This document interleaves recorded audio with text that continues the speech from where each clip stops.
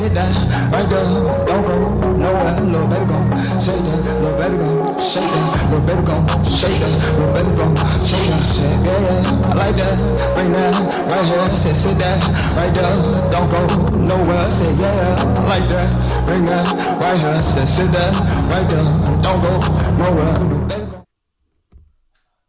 Welcome back, we back with another reaction video, reacting to Ram Butter. The untold story of the craziest XXL freshman you've never heard of. Yeah, probably haven't. Let's get into it. Who is this nigga? Charles Hamilton, aka I'm not trying to be a bad influence, it just happens to be that way. Okay. Yeah, we on your stream, man, from Charles Hamilton. So before the SoundCloud era, we had an era called the blog era. Much like the SoundCloud era, now today the TikTok era. Getting new music from unknown artists was a thrill. You check that Piff, you find a new mixtape. You check Two Dope Boys, you find new songs. The blog era was pivotal for the years of like 2008 through 2011. They gave us artists like Drake, Kendrick, J. Cole, Wiz Khalifa, Wale, Big Crit, A$AP Rocky, and many more. But one guy who's not spoken a lot of or forgotten about, frankly, is Charles Hamilton. Have you ever seen this video? How would you go? Oh yeah, you're here in front. Oh, punch me though. I didn't mean to do that. Yeah, that's Charles Hamilton. Have you ever seen this video? Why have I never seen this video? Boy, this man just got clocked. How would you go? Oh yeah, you're here in front. Oh, punch me though. I didn't mean to do that. Crazy. Yeah, that's Charles Hamilton. The Sonic obsessed backpack rapper with emo vibes of the late Juice WRLD and XXX Tentacion. The guy with a video of him. Bruh, if I go and see that this nigga's music is trash, and you compare this nigga to X, you've lost. Ciphering with Kanye West in the game, a guy that had an Eminem beat, the guy who brought Kendrick on stage at SOBs back when Kendrick was going by K-Dot. What? The guy that had beef with Soulja Boy. He even had a bizarre beef with J. Cole. And he battle rapped Sirius Jones in some like homeless attire. This video will explain why the 09 freshman Charles Hamilton lost it all due to drug addiction and undiagnosed bipolar disorder. Let's talk about the sad story of Charles Hamilton, brought to you by Butter TV 4 and Cloud Ray Studios. Who is Charles Hamilton? An absolute loser who for some reason has been blessed with the ability to do music. Alright, so we gonna kick this off with a quick background because you're gonna notice a reoccurring thing. The self-deprecating is crazy, bro. Like, that's your introduction? Like, bro. And it's all gonna make sense towards the end. So, Charles was born in Cleveland, Ohio. He grew up in Harlem, New York. His mother was a Christian woman. She was an entertainment journalist too. Let's be stupid. In her household, though, she used to have a bunch of instruments that Charles self-taught himself to learn. He also grew up listening to different genres of music, and it does help that he's the cousin to hip-hop legend MC Lyte. So it's kind of like he knew his purpose early. It's kind of like he knew what he was destined to do. So in Harlem, there's a school called the Frederick Douglass Academy. In that school, they used to have a studio. Now, in that studio, that's where Charles locked in and perfected his sound as a rapper and a producer, because he's both. Now that he got a sound, and he got a unique look, and he got a quirky personality, that didn't stand too well in high school. So in high school, he used to get bullied a lot. And he said in an interview that helped him become a better rapper to avoid the bullying. Because the bullies would be like, leave him alone because he's a good rapper. You know what I'm saying? Like, typical high school shit. So in high school, though, he would start using heroin to escape the things happening in his life. You know what's so crazy?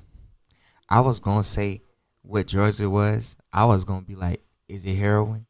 The fact that I didn't say anything, and this nigga was like, yeah, bro, mentally you were right. Like, how did I know it was heroin? What? All about how you went on like a heroin binge for a couple of weeks. How does that happen? How do you just decide I'm gonna just try heroin for a couple of weeks? That's where the pajama pants come from. Well, everything that was going on, like that whole binge wasn't funny. No, it's not. How does that happen? That was oh my god, my reality sucks. My mom disagrees with the way I want to approach music. My mom, this, that, and the third. Every girl either thinks that I'm gonna blow up in the future, or they think I'm gay because I'm wearing pink all the time.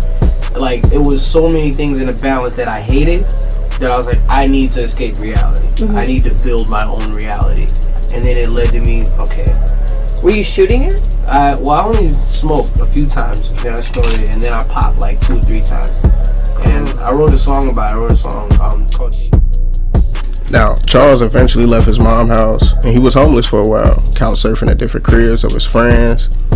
But This is a heroin fit. even with him being homeless and stuff, he was still working on the music. The music is a reoccurring thing for him. So that would lead him to meet a guy named Leroy Benrose. Leroy Benrose used to work for Violator Management. Violator used to manage 50 Cent, Busta Rhymes, and many more. Brother, why would you name your management group Violator? Once he met him, the takeoff happens. Many people can say that they were instrumental in bringing me to the deal, that I'm just gonna say that it was God working out. You feel me? So like, I've said in other interviews, it was one person, another interview this person, and now like, oh fuck it, you know what I mean? Everybody had a hand in it, and if you've ever said my name to somebody else, then yeah, you're responsible for it too. So thank yourself. Shit. So boom, now he got the Interscope deal, and he had started a series of mixtapes that he would call the Hamiltonization process that he would drop for free for promotion. And that led to him dropping his first commercial single, Brooklyn Girls, which was a record that had buzz on the underground scene. If you was around at that time, you know the record. But if you don't know the record, go ahead and check it out. Watch the video too, because Lacey Duvall in the video. And if you don't know who Lacey Duvall is, you might want to Google that on your private tab. You know what I'm saying? God bless. Thank me later. With that being said, he would go on to be on the 2009 freshman year cover. The cover had Wale, B.O.B., Asher Roth. That's crazy. All 3 of the people you just named was in my playlist at one time. Corey Guns, Blue, Mickey Fax, Ace Hood, Currency, Kid Cudi, and Charles Hamilton. Now, I'm breaking 2008 down so fast because that's how fast his success came. Like, his success came so fast, it's like he couldn't brace himself. But once you dive deeper into his success, when you think everything should be happy-go-lucky, his demons were still with him. At the time, Charles was hot, and Interscope was ready for an album. Being an artist that didn't want to conform to a label and put Brooklyn Girls on the album, even though the song had buzz, he instead decided to drop the Pink Lava Lamp, which in my opinion is his best project. I encourage everybody watching this video to go listen. Not a mixtape, it's not even new music. I recorded all the music for the Pink Lava Lamp about 2 years ago. And basically the dark period of my life, the homelessness, the drugs, the cheating on my girl, not sure she's cheating on me, but not sure if I'm actually cheating on her, and going to see my heroin dealer because I don't know, I keep confusing shit because I'm high most of the time. All that shit is documented on this album. So this is my first album. This is not my mainstream Interscope album. My first album that I did. I'm not having Interscope back in, it's not in stores, it's up for download. So, you're a rapper. It's 2009. In 2008, you had just linked up with Kanye West. You linked up with Eminem. You signed to the same label as Dr. Dre. You got Beats by Dre in your video. So, in 2009, you're just going to drop a classic album, or you're going to drop a hit or something, right? Yeah, no, not Charles. He followed the Pink Lava Lamp up with a mixtape called Well, Isn't This Awkward? It was a mixtape about his relationship with Rihanna. I may or may not have dated Rihanna, and by may or may not, What? I'm supposed to believe this? I definitely did not. But Charles would then go on to beef with label mate Soulja Boy, honestly over his frustrations with Interscope due to them wanting him to change his image and sound to a more mainstream style. A problem that a lot of blog era artists had to deal with at the time. He's a smart kid. He used the online marketing thing, whatever. He had like 1 billion views on YouTube, had a bunch of MySpace friends. He's smart for using the business. What the fuck does that have to do with him ruining the opportunity of people such as Corey Guns, Mickey Fax, Kid Cudi to be accepted in the mainstream? I really don't want to hear it, honestly. And I'm not trying to play Soulja Boy, but chill. It's because of Soulja Boy that my day to day, the way I live, the Sonic the Hedgehog shit that's dead real to me is considered a joke. And I'm on the Niggas really be hating on Soulja Boy. This Unlike crazy. 2008, 2009 was nothing about the music. And that year, he did a freestyle with Mary J. Blige's stepdaughter, Brianna Latrice, his girlfriend at the time. And he rapped about abortion she had, and things went kind of left. So To not even belabor the point, you made your point, now let me make up a more major point. Okay, call me irresponsible and immature, but you're beautiful. What the hell else would I hit it for? Now, I could say that I hit it raw, but that would mean that you would have to get in a bar, or I just not need to go there. That's no fair. There's no squares in this circle, so why would you go, oh yeah, you're here in front. Oh. You punched me though. I ain't mean to do that. Let's keep it clean. Now, what's wild about that video is the video only got released because Charles wanted it to. Even back then, he was aware that a clip would go viral and his name would be talked about all over Twitter. A method that's still used today. Like 6ix9ine will wear King Von shirts or say something about King Von for attention. And Charles was doing that back in 2009. So 2009 was not looking as successful for Charles like 2008 was. But Interscope was still prepared to drop his official debut album, The Perfect Life. Until Charles put out the artwork and listed J Dilla as the EP and caused controversy with his East Stayed, and it held up the album again. Interscope eventually got tired of Charles' antics and drama and decided to drop him. They didn't call him about it. He found out over the internet on a blog, ironically. Now, I heard that when you got dropped from Interscope, you didn't even know that it was coming, that someone had to tell you. Yeah, I found out on Rap Radar. I think what it all boiled down to was a disagreement on creative direction. Oh man, I had a diss beat to Charles Hamilton like that. That was so hard. But I didn't put it out though. Oh, why not? His career had ended.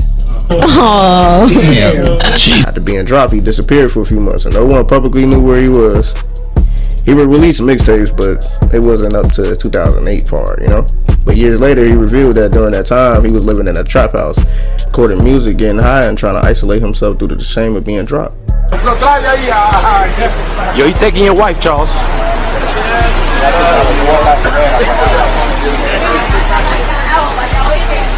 Charles and his wife back. CH and the missus.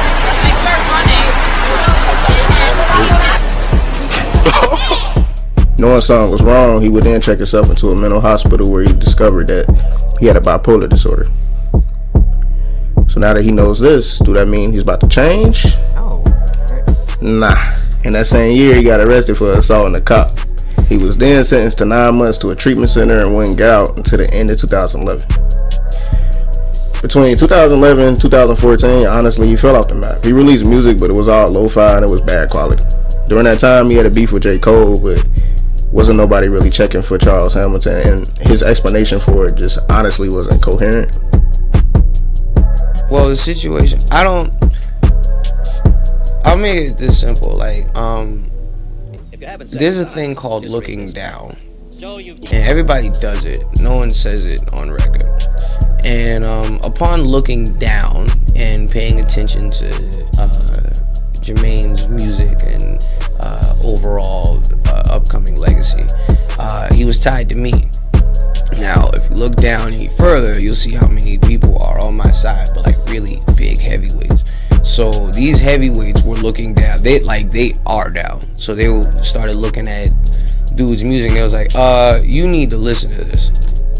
And I listened to it, and I was like, oh crap! Like a lot of things were surfacing. It was like, how is this stuff surfacing? So ultimately, like a lot of it's a very supernatural situation. And I mean, thank God we're in 2012 and not like 98, but like it's a very supernatural boy who cried wolf situation.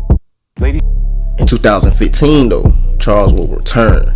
He signed a new deal with Republic Records. His first single with the label was called New York Rainin', featuring Rita Ora. The song landed on the soundtrack for the hit TV show Empire.